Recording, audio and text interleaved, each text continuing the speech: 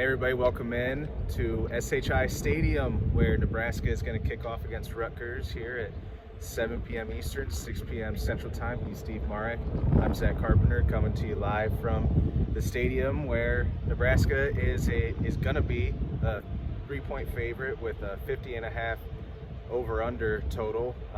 Steve, it's the first time since Northwestern that the game has been below 52.5 points for an over/under. I mean, what do you make of that? What do you just make of sort of the overall what we're going to see tonight? Yeah, when I hear about that, I harken back to what Bill Bush, the interim defensive coordinator, said. This is going to be a big man's fight, and that tells me it's going to be this game is really going to be won and lost in the trenches amongst the big guys, the offensive line, the defensive front seven, 300-pounders basically. So that kind of tells me that the Nebraska staff, at least, is expecting kind of a low-scoring, really physical game that you're going to have to grind it out, because this is a team in Rutgers and head coach in Greg Schiano. That's just what he's about, grinding things out. And he doesn't always have the best talent, but what he can do is get a physical team out there, and I think that's exactly what Husker fans are going to see from Rutgers. I don't know how good they're going to be, but I think they're going to be just a physical team. They're going to run it, and they're going to run it, and we're going to see if Nebraska can stop it. So it's going to be really interesting to watch. And as you'll see, the effects of the wind on our camera here a little bit. It's not that bad, but it's a little bit. Mm-hmm. I doubt that's going to affect the game. It might affect our camera, but it's not going to affect the camera game. audio. The weather. Yeah, I think the weather will be pretty much a non-factor tonight. But yeah, like you said, it's going to be a tough sort of physical matchup, which is what a Greg Schiano team and a Rutgers team is always going to have as their identity. But what I loved was Mickey Joseph on Thursday saying that pretty much you have to come ready to square up. He said something about the kids know they're going to have to. It's going to be essentially a fist fight, metaphorically, here tonight. But we just want to do a little few-minute preview, quick hitter for you guys. But Steve, give me one player to watch, the number one player you're looking to watch on Rutgers, number one player on Nebraska who you're watching tonight. Let's get Rutgers first out of the way. It's got to be Johnny Langan. Find that guy. I believe he's number 22. He could do everything. He started his career at Rutgers as a quarterback. He's a big guy. He's kind of grown into a tight end frame. He's about 6'3", 235 pounds. He's going to take some direct snaps. He's going to run some quarterback power. But then you're going to see him line up in tight end H-back situations, and he's going to throw some blocks. He's going to maybe take some jet sweeps. He's going to go out for passes. He's going to do it all. But usually, if you find Johnny Langan, the ball's going to be following him. So, at least in my opinion. So, that's the player on Rutgers football team. And then Nebraska. Could this be a really good game for Anthony Grant, the running back? He's going to get a lot of carries. He got 32 carries last week? 32 season high, yeah. That's a lot of carries. But I just think that this is a game where Nebraska is going to want to impose its physicality, impose its will, and really try to get the rushing game going. And I don't know. I just think Anthony Grant is about that life, and he's gonna really maybe have success. But it'll obviously come up to how well the blockers in front of him, the offensive line, handles this defensive front seven for Rutgers. So I could potentially see a big game for Anthony Grant. Yep, and that's who my one player to watch would be. He was part of my bold predictions of I think he's going to have a monster game, but can Nebraska establish him? Can they establish the run and get Anthony Grant going? Will he have another 25-plus carry game? Will he get into the 30s?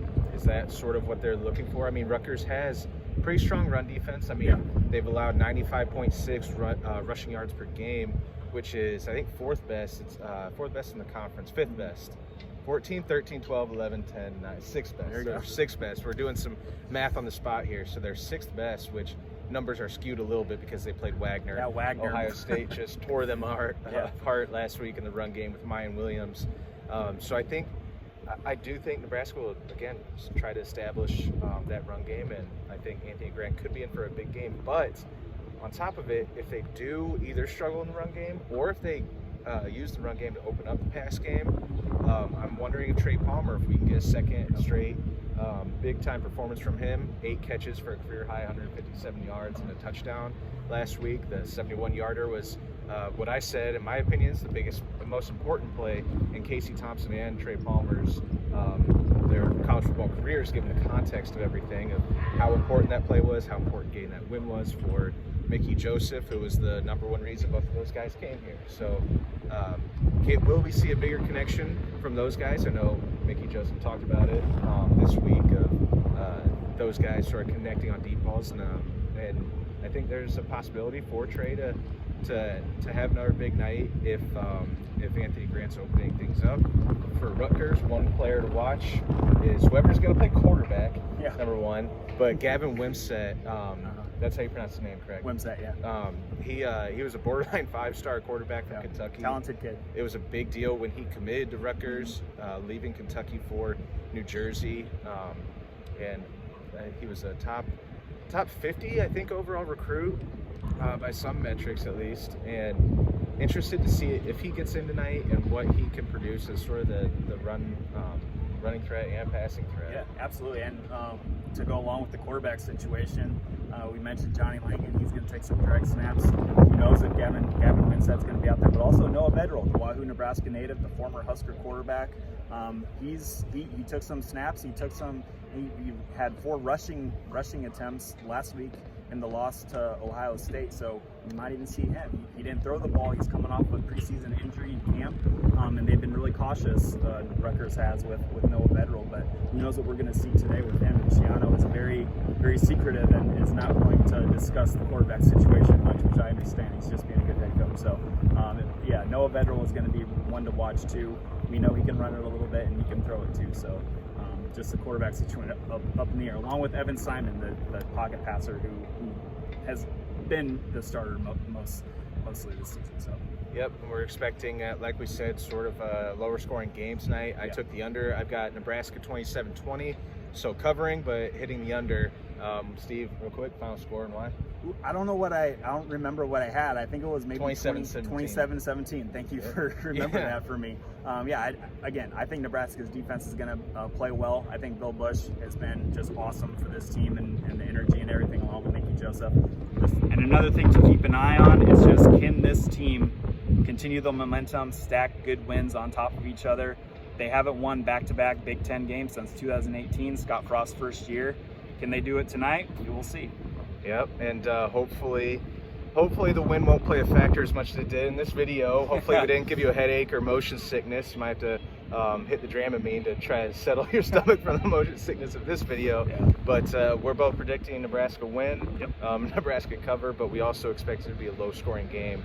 Last time I was in the stadium was 2019 when Ohio State was a 51.5 point favorite over Rutgers, and then it wound up being a little bit tougher of a game than in the first half than I think most people anticipated. I think they wound up winning by, I can't remember the final score, but it was nowhere near the spread.